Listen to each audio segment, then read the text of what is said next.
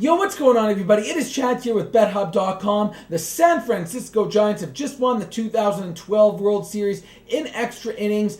4-3 the final score in Game 4 with the improbable sweep, something that I don't think anybody could have seen happening here in the World Series. Even if you thought the San Francisco Giants were going to win as an underdog, you probably thought it would take at least 6 or 7 games to get the job done. And I will be the first to admit that I was 100% dead wrong in my assessment and prediction here for this World Series. And heading into it, I had a pretty stellar record, having gone 4-2 in the previous series, and felt that I was getting a good grasp of these teams.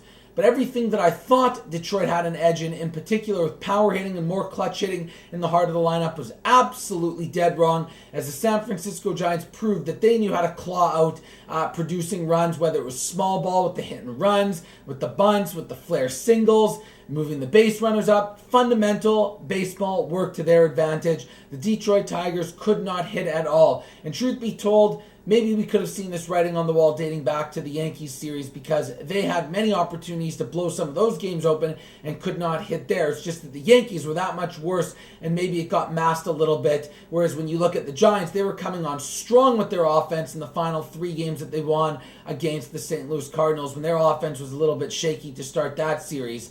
So overall, the San Francisco Giants deserve an absolutely massive round of applause here from BetHub.com. And myself, Chad, I am here because this team just defines what resiliency is all about. They define teamwork and playing for one another. Definitely a theme here that I picked up on in the post-game interviews this evening. Just date back to the first series when they were down 2-0 heading into extra innings. They won that one game. You figure Cincinnati with the next 2 at home would still find a way to win that series? No. They would win 3 elimination games there. You figure, okay, they're now taking on the hot St. Louis Cardinals, a team that is known for their resiliency and never giving up, coming off that huge win against Washington in Game 5 when they were trailing the entire time, plus their resume having won the World Series the year before, falling behind to the Texas Rangers. Nope, they go and win 3 straight games against them with their backs against the wall, having won 6 straight elimination games. All that momentum carried over here into the World Series, having won their final 7 games of the postseason.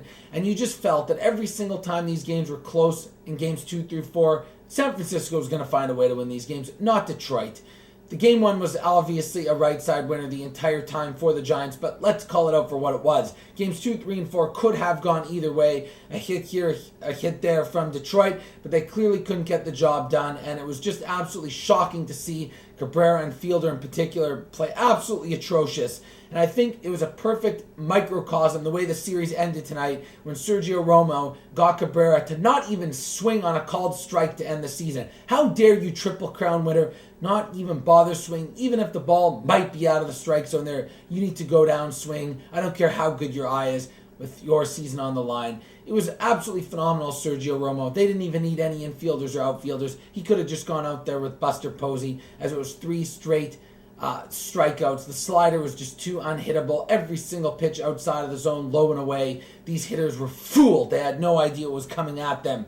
And overall here, I just want to give tremendous credit to the general manager of the Giants, Brian Sabean, and manager Bruce Bochy, because we all know that the Giants don't have the most overall talent, especially from an offensive perspective, but they have done a damn good job of getting the most they can out of the current players they have on that roster. We all know Buster Posey is an absolute stud. He'll probably go on to win the NL MVP. And you never know, maybe if he played last year, the Giants get into the playoffs, some more magic happens. But the bottom line, he wasn't. So in his first 2 full years in the league, he has a couple of rings. That's pretty special for someone in their young 20s who plays a difficult position of a catcher and still is able to produce at that offensive level. This guy's an absolute stud and could go down as one of the greatest baseball players of all time if his health continues to end up being good here, not revert back to what we had seen last year when he had that terrible play at the plate.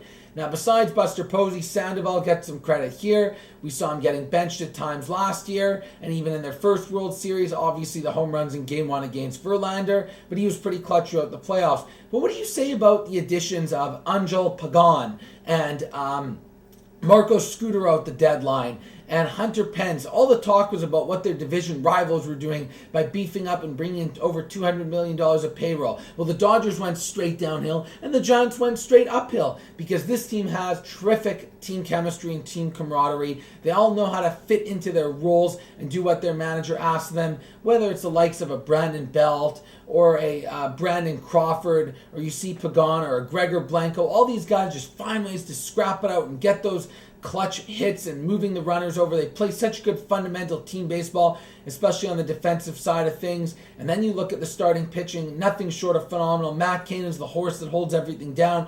Vogelbach was nothing short of phenomenal this playoffs. Even though Baumgartner had struggled in the first two series, he came up with a clutch performance in Game 2 in the World Series. And what can you say about Barry Zito? I mean, here's a guy that was pretty much an afterthought, someone that was booed by the organization every time he touched the hill, signing that 7-year, $120+ million contract. What did he win, his last 15 starts or something like that?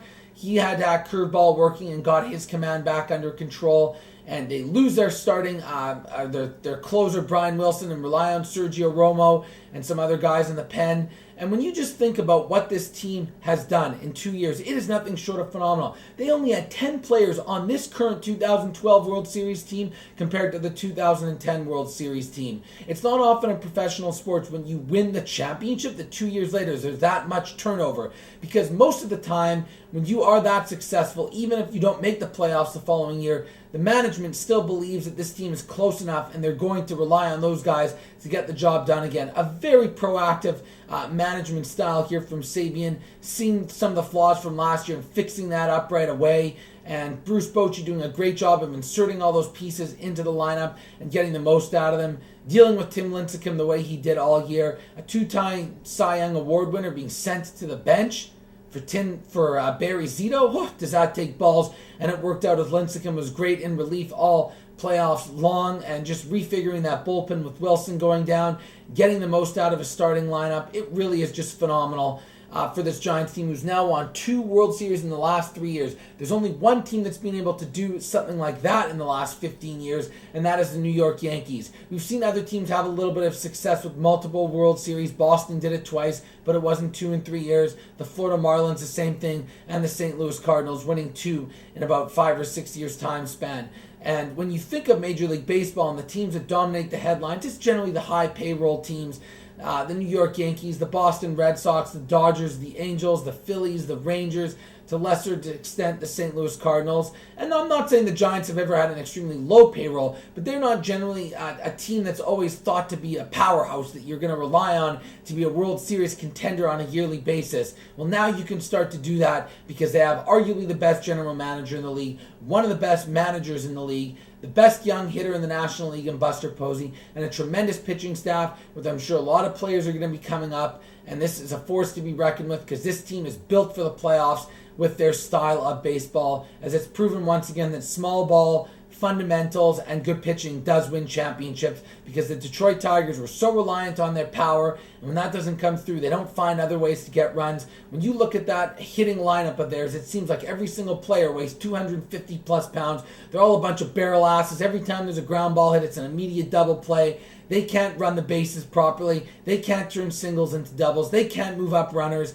and that really ended up costing them when that would be required in low-scoring games, and they got away with it against the Yankees because they were built somewhat similarly to the Tigers, but were just slightly worse at that style of baseball. So once again here from BetHub.com, we congratulate the San Francisco Giants for their 2012 World Series victory. I know some of you guys were fortunate enough to cash in, making some money on our website, which is a great idea. And just because the baseball season's over doesn't mean there aren't plenty of betting opportunities. So that's why I suggest you guys check out the link below. If you don't have an account, please go sign up right now. If you have one, make sure to cash in on some of the extra bonuses we have going on right now. NBA starts on Tuesday. College basketball starts in a few weeks. NFL, NCAA football in mid-season form. We are getting into the heart of the sports betting season, and there's no reason for you guys not to be enjoying the games that you're watching by having an extra couple dollars riding on it. So make sure to check out the website. That is, once again, BetHub.com.